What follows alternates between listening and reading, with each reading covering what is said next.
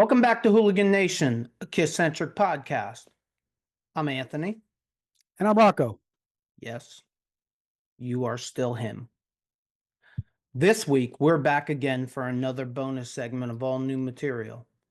We're going to discuss KISS Asylum in San Antonio off the soundboard. Hey, let me ask you a question. What do you got? Do you YouTube? I'm always on YouTube. When you YouTube, how do you support the YouTubers that you like? If I find something I dig, I subscribe to it and I hit like right away. That's a great idea. I'm sure the creators appreciate your support. I would think so. You think maybe now's a good time to ask everyone in the audience to support us? Absolutely. To everyone in the audience, please subscribe to our little channel. And while you're there, hit the like button. We're enjoying what we're doing and we want to continue to grow the hooligan community. We appreciate all your support. Absolutely. Not a big fan. I'm not sure if you are or not, but I'm not a big fan of bootlegs, demos, stuff like that. But it is part of history, so. I am with some stuff, like, I think we talked about this before, like, bootlegs are cool the first time you hear them, then you're really never into listen to it again, because it's something, it is kind of neat to hear how, for better, lack of a better word, the scientists are putting stuff together and how it's like in its infancy and then all of a sudden it's a polished version, the difference of that.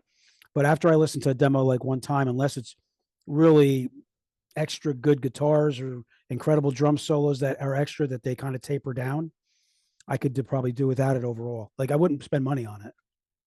Yeah, I was actually going to import the CD from Japan, and then it came out on Spotify, and I listened to it once, and then I was like, nah, I'm good. I'll keep my $50.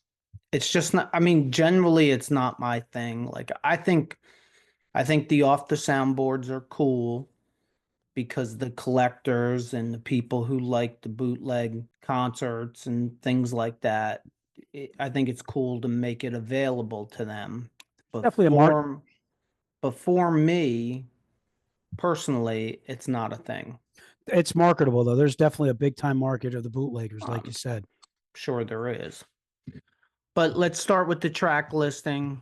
So this was recorded December 3rd, 1985 in San Antonio, Texas. The set list is Detroit Rock City, Fits Like a Glove, Cold Gin, Paul Stanley guitar solo, All Night, Eric Carr drum solo, War Machine, I Still Love You, Under the Gun, Bruce Kulick guitar solo, Tears Are Falling, Gene Simmons bass solo, I Love It Loud, Love Gun, Rock and Roll All Night, Heaven's on Fire, Oh Susanna, oh I Can Do Without That.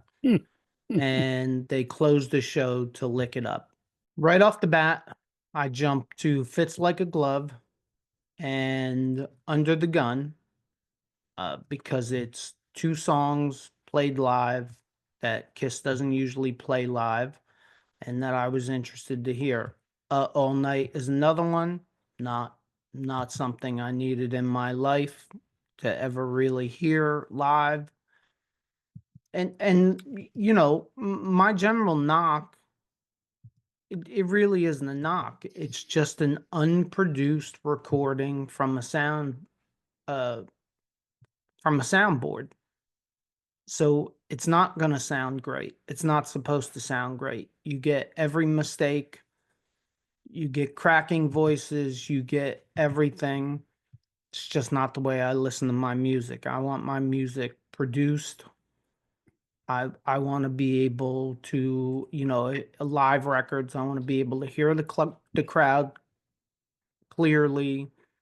I want everything to be dialed in and produced, and these Off the Soundboards don't have it. So what you're saying is you're yearning for Eddie Kramer. Yeah, actually, you know, I've listened. I think they have 4 or 5 Off the Soundboards out, and I've listened to all of them. And every time, I just want Eddie Kramer to come in and produce it. And I understand why they don't do that. And there's probably some draw from some fans to not do that. I'm just not one of them.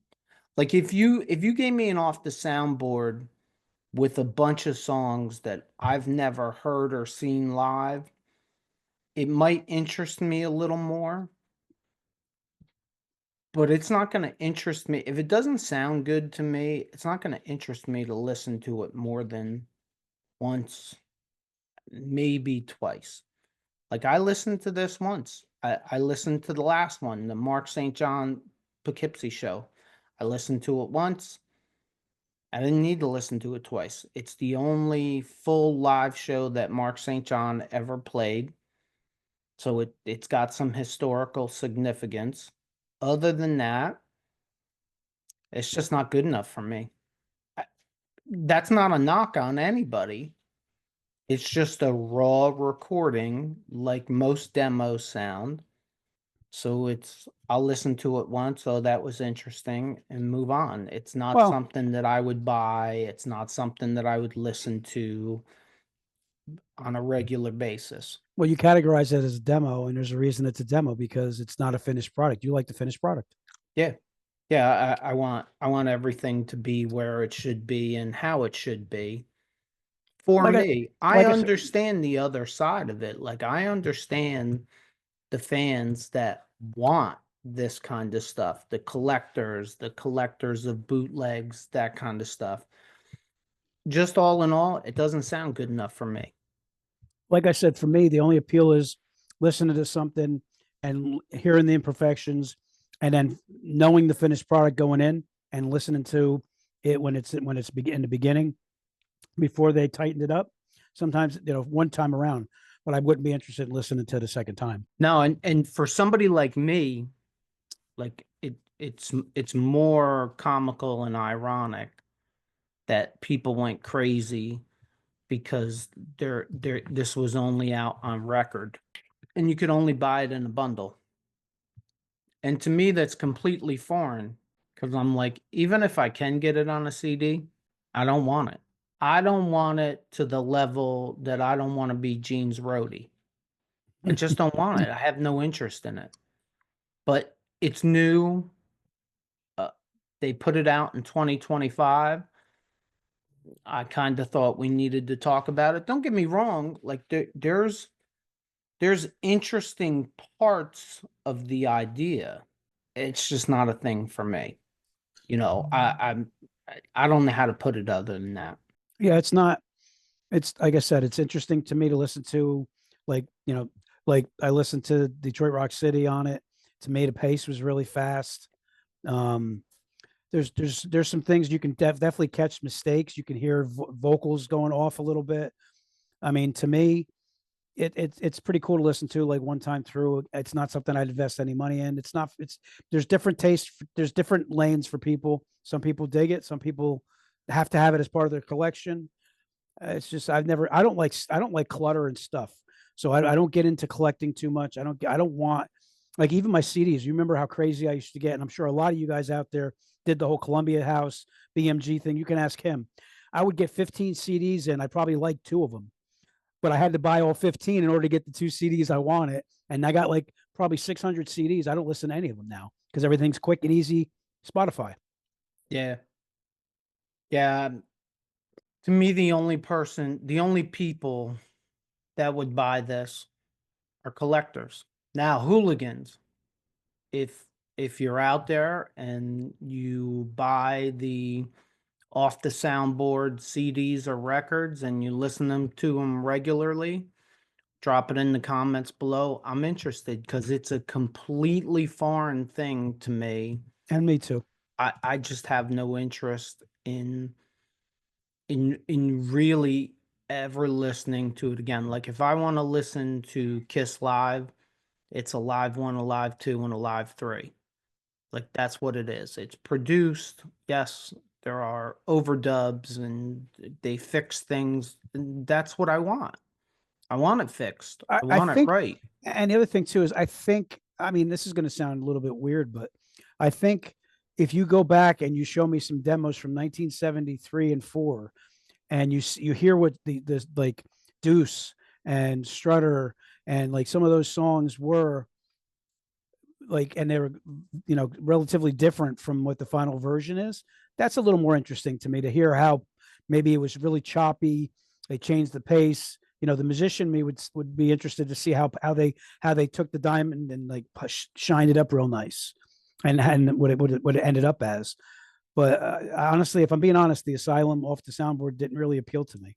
Would you listen to those demos more than once or twice? Like, would you put them on a playlist, and would you listen to them regularly? No, I don't think it's the purpose of that. Like, why would you want to listen to something that's like not a finished product over and over again? I don't even think the collectors do. I think the collectors just like to have their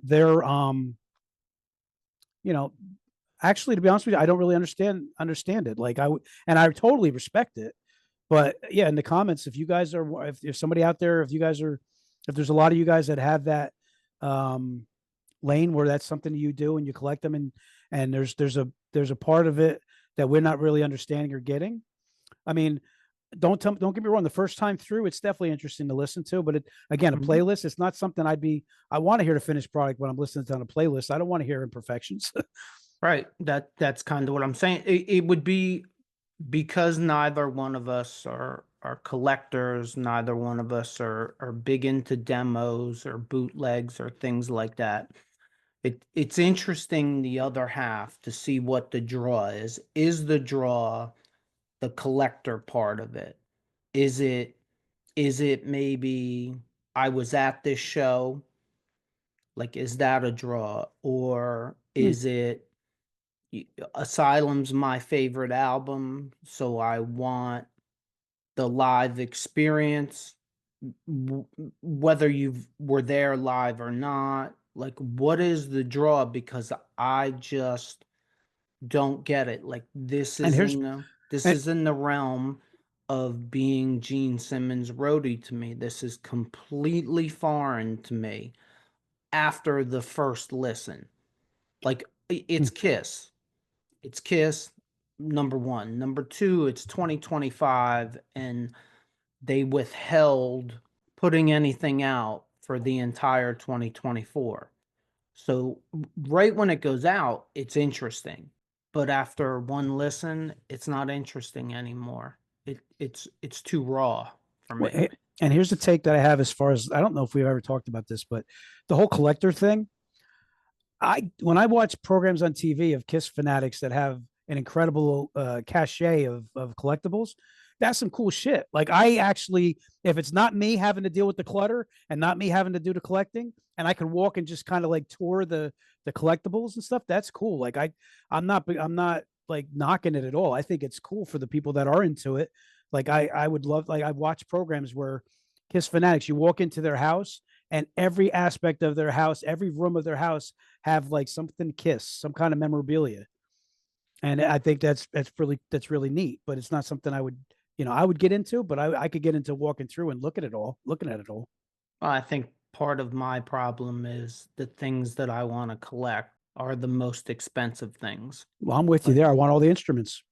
That I would collect. I would collect that. I would collect a pinball machine, things like that, like a CD, a record. I don't. It's just not appealing to me. I understand at this point in life. I understand why different things appeal to different people.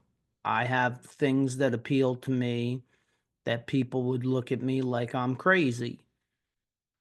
Well, maybe not, but so I can understand why they collect them. I'm more interested in finding out who gets these off the soundboards, who actually listens to them and enjoys them.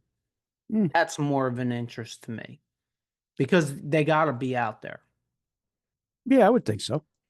Except I'm definitely not one of them in any way. Me neither. If you're listening to us on any of the podcast platforms, please leave us a review. And if you just found us, check out our past episodes. If you're watching us on our YouTube channel and you like this episode, please consider hitting the like button and leaving us a comment. Hit that subscribe button. We really need you guys to hit that subscribe button. Yeah, don't forget Uh, if you're digging this, make sure you tell your friends too. As always, if you made it this far, thank you for supporting us. And don't forget, don't ever forget, if it's too loud, you're too old. Peace out, Hooligan Nation.